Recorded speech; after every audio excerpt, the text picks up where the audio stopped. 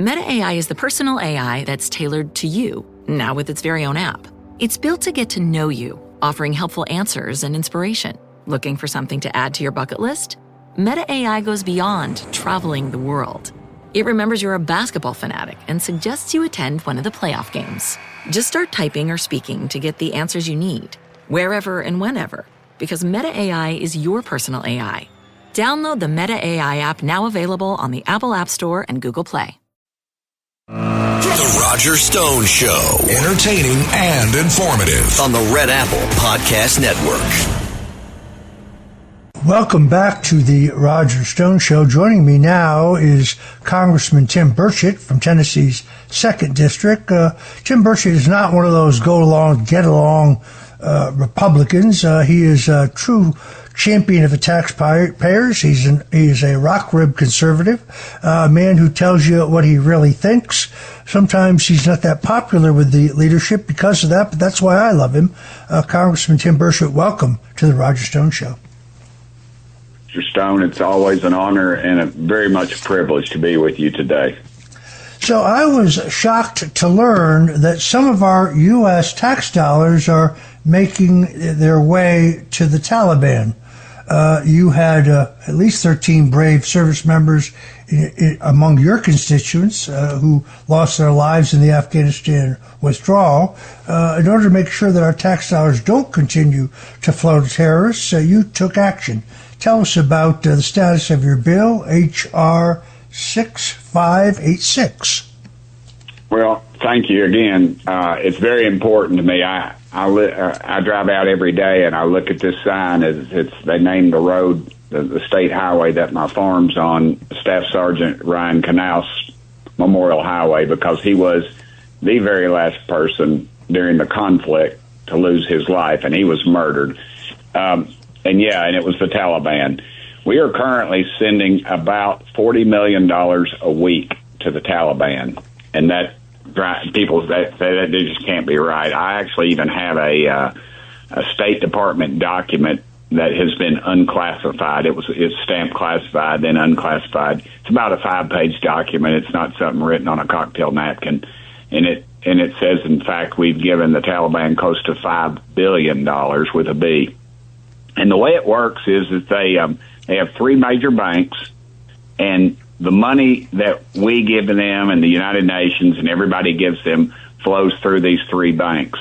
And in every transaction, the Taliban control the banks. So I don't know that you technically say they own them, but I don't guess they need to own them. And they take their cut right off the top. I always tell everybody the Lord takes 10% with tithe. The Taliban takes a heck of a lot more. And President Trump has been made aware of this, and he's commented on it, and he's ticked off about it. But it's been going on for over a year now, Mr. Stone, and I was brought to my attention by a guy who's a former Navy SEAL, a guy named Sean Ryan. He lives over in Middle Tennessee in Franklin, right outside of Nashville. And I was on his podcast, which apparently is very popular. I'm not a podcast guy. I don't know how to even find them on the computer, but he had a guy on there named Legend, and he goes by the name Legend. He was an Afghan that fought on our side, and he goes by that name Legend because he, in fact, has a hit out on his life, of course. And he lives here, and he travels in and around the world, and I know him very well, and he's a very patriotic man. He loves America, which is great. And he helped us uncover this information. And since then, we've had other people in government have disclosed it and have found out about it. And now we've and the NGOs get a chunk of this money, the non-government organizations. And people would be shocked to know that close to 1,000 NGOs are now operating in Afghanistan. 1,000, if you can imagine that. Now, Elon Musk told us that in a closed-door meeting, there was a half a dozen, myself, Marjorie Taylor Greene, and several others. But he basically told us the way these NGOs work is some billionaire will put $1 million in some fund with some, feed the starving children fund, and then the government will literally throw money to the point of billions of dollars into these accounts. And where does that money go? I guarantee you the $10 million we're sending for that are in some of this USAID stuff for circumcisions, although granted they're voluntary, I guarantee they're not going to circumcisions.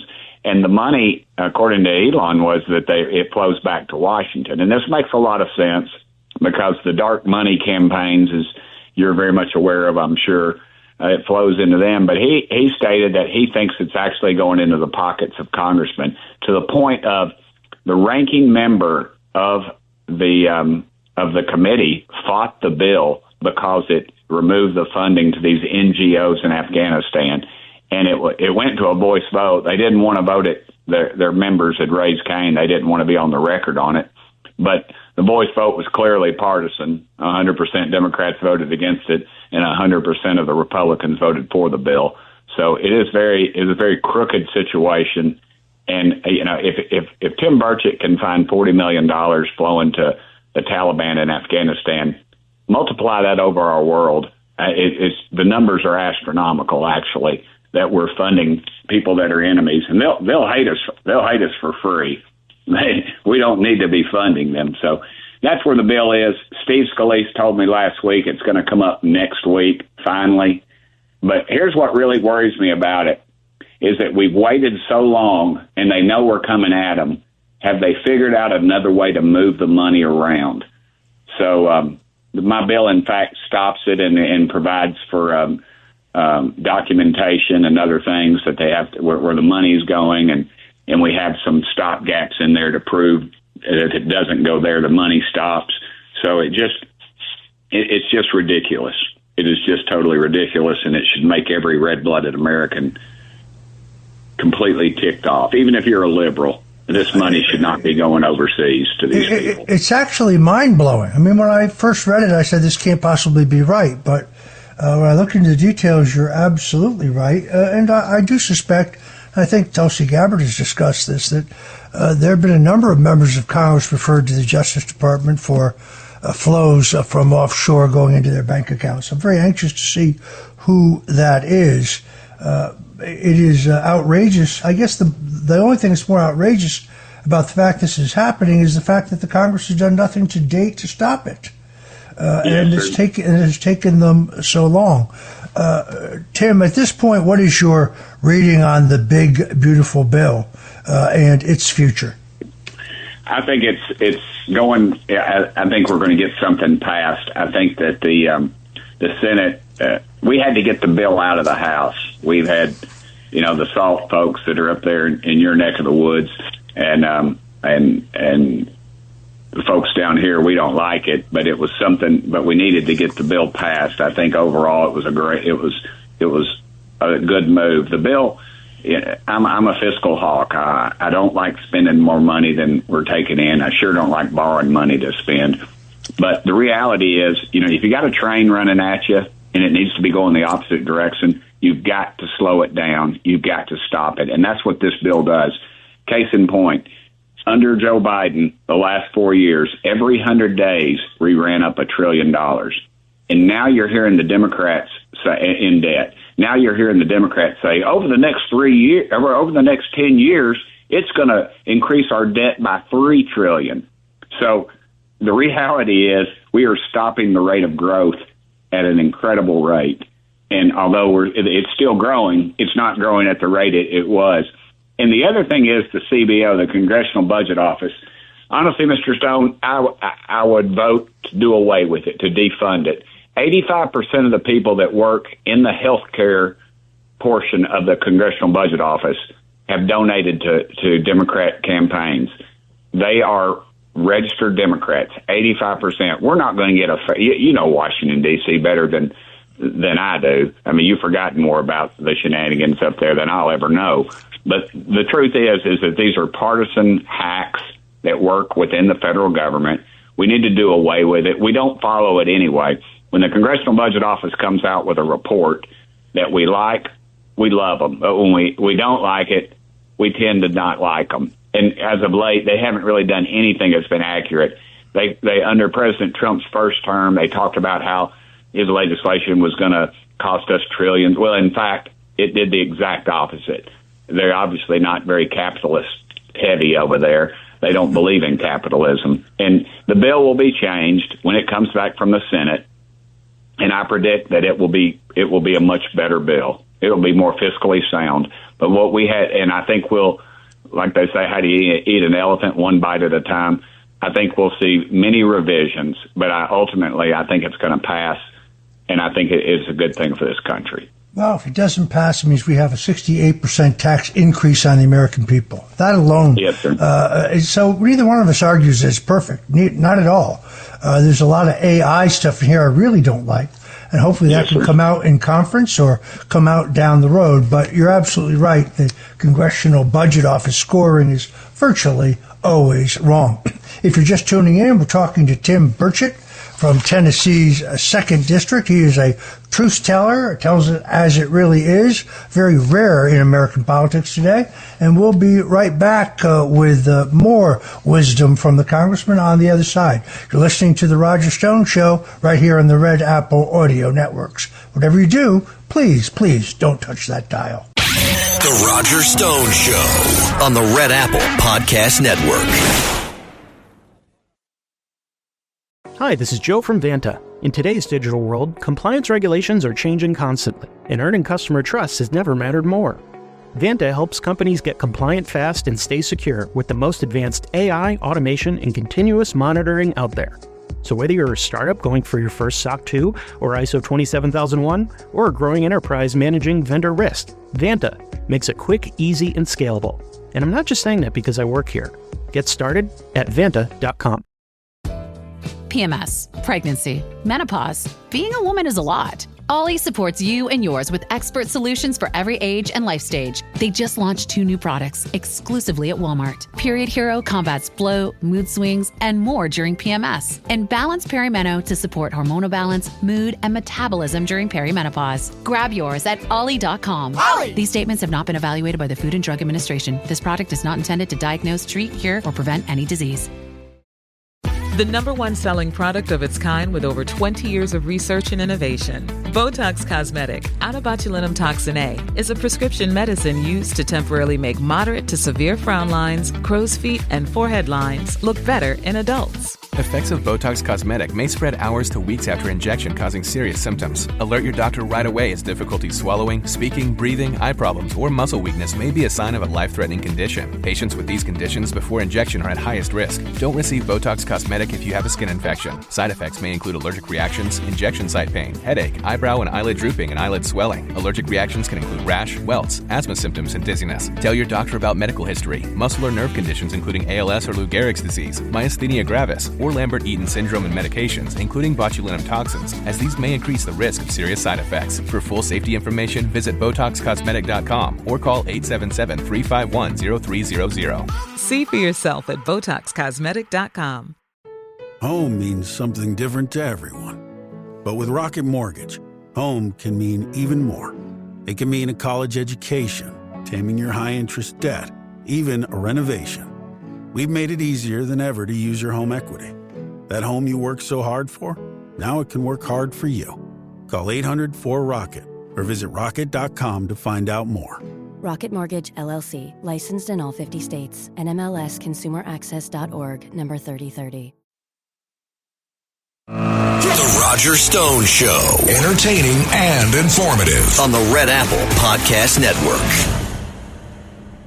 And we're back. We're talking to Congressman Tim Burchett from Tennessee's 2nd District. Although he served 8 years as mayor of Knox County, as well as serving with distinction in the state legislature, both in the House and the state Senate, I kind of think of him as the anti-politician in that he actually tells you what he thinks, and he's not shy about it. He's a champion of the taxpayers. He's a champion of our veterans. He is a champion of the America First agenda, and we're happy to have him as our guest today. I was reading the other day that as the president was negotiating this tariff war with our trading partners, that my congressman, Jared Moskowitz, was making a killing in his stock trading. What is it going to take before the U.S. Congress outlaws stock trading, insider trading, by members of Congress? I don't think they ever will, Mr. Stone, but I'm working, believe it or not, a bipartisan group, Paul, I can't remember how you say her name, but AOC and Chip Roy and me and a couple others are working on a bipartisan bill to do just that. It's a disgrace. You ought to go on, if you're ever on, there's a website called Unusual Whales, and it lists the top 100 people that in the stock market in Congress. And unfortunately, or fortunately, I guess I'm not on that list. My wife always jokes about it. I have an $11,000 portfolio that my buddy Tommy Seiler manages, and we should all be just in mutual funds if you're in Congress. More people have played in the have played professional baseball than have been in Congress. And we ought to treat it as an honor. It's not a way to cash in, and it's just too much insider information. You know it, and I know it. My case in point on that is when we went to, we were in Ukraine, and I voted against all that, of course, but Joe Biden said we're going to give them our missile defense system. Well, when he did that, we had to re-up our missile defense system with a multi-billion dollar contract, no bid contract to the company that was producing our missiles. And guess who owns stock in that? Several members of Congress that served on those committees that oversaw that. And some of them had bought the stock just weeks prior to Biden make his official notice. So it goes on. It's insider trading. Just because it's legal, that doesn't mean it's right. And so hopefully we're going to get a bill out. But what my biggest fear is, we're going to pass a strong bill. It'll go to the Senate, and they'll put a tweak on it or something and send it back to us, and we won't be able to agree on it, and then it'll go away. And that's all by design. That isn't by accident. We ought to just have a blanket outlawing of stock transactions while you're in Congress or your immediate family members. But we don't have the guts to do it. And there's an old grocer in Tennessee, his name was Kaz Walker. He had a newspaper called The Watchdog. It's a free paper. And he said he would call politicians, he'd say they're crooked as a dog's leg. Well, Washington is crooked as a dog's leg. I don't know how closely you have followed the hearings looking into the release of the documents regarding the assassination of President John F. Kennedy. Your colleague, Anna Polina Luna, has done an excellent job.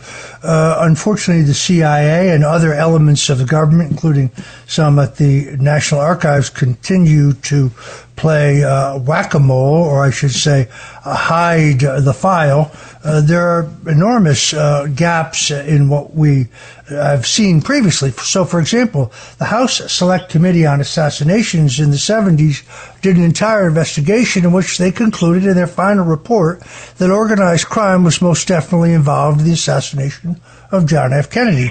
Yet, not a single document, not an audio, not a video, not a document, not a transcript has mentioned the role of organized crime of the materials handed over to the American people based on an order by the president. This is shocking. They have also really hidden the documents regarding certain CIA operatives and the way they played rope-a-dope with that House Select Committee. The CIA never cooperated. There's more bombshells to drop here. I think Anna Polina Luna is doing an excellent job. Your thinking regarding the Kennedy assassination? Yes, sir. I know a lot about that. I serve on that committee, and I was the one who asked the question of the young doctor of the entrance and exit wounds, and he clearly stated, and he even had a diagram he showed. I hope people can go back and watch some of that committee, where it was very clear that the bullets came from two different directions. Lee Harvey Oswald allegedly was using what's called a Mannlicher Italian carbine. I have one of those guns, and it was my dad's, and he gave it to me. And it is the most rickety, excuse my language, but it is a piece of crap. It is written up as the only gun that never won a war. He could have bought an M1 with a scope on it through a Western Auto back then. You could buy guns that they obeyed the Constitution back then, not like now. And you could go out and buy one of those pretty easily, a much better gun for about $43, I believe it was. but they have this paper trail of him buying it. And then the gun they show holding up, the famous picture, is actually a German Mauser, and I have one of those as well. But my point is this: that whole thing has been, America was lied to. The CIA is protecting. Who are they protecting? They're just protecting their name. It's almost like a pride thing with them. And you are correct. Organized crime was all over that thing. They had a reason to do it. They had access. They had people on the ground, and that thing just stunk all the way up. And they're clearly shielding for something. And those days need to go. And they keep talking about these files they're going to turn loose, and they just keep. And I think the biggest fear I have with those files is that they don't show that they're things that have been disproven, and they'll just be reopening another can of worms. I just wish the CIA would be more forthcoming with the information and quit playing this, like you said, whack-a-mole with us. Yeah, it's indisputable that the Dallas police conduct a paraffin test on Lee Harvey Oswald, and he has no powder burns on his chest or his arms or his hands or his cheeks. So he could not possibly have fired the sleekly World War II vintage Italian carbine. And then, as you point out, there's not only an AP photo of a Dallas police officer holding the Mauser above his head, but the photo of Lee Harvey Oswald, which many believe was fabricated, show him having this precision German shooting instrument. So Lee Harvey Oswald would have had to get off 3 shots that no American sharpshooter in the military has been able to duplicate, run down 4 flights of stairs, hide the rifle, then run down 4 flights of stairs, only to be seen by a Dallas police officer while he casually ate his lunch. The man who shot from the 6th floor is Malcolm Mac Wallace. He left his fingerprints on the windowsills and on the cardboard boxes, the so-called crow's nest. You can check out my book, The Man Who Killed Kennedy, The Case Against LBJ. It was a conspiracy that involved the CIA, organized crime, big Texas oil, but cui bono. Who benefits? All right. I want to thank our good friend, Congressman Tim Burchett from Tennessee's 2nd District for joining us. To all of the rest of you out there, thank you. Until next Sunday, God bless you and Godspeed. The Roger Stone Show on the Red Apple Podcast Network.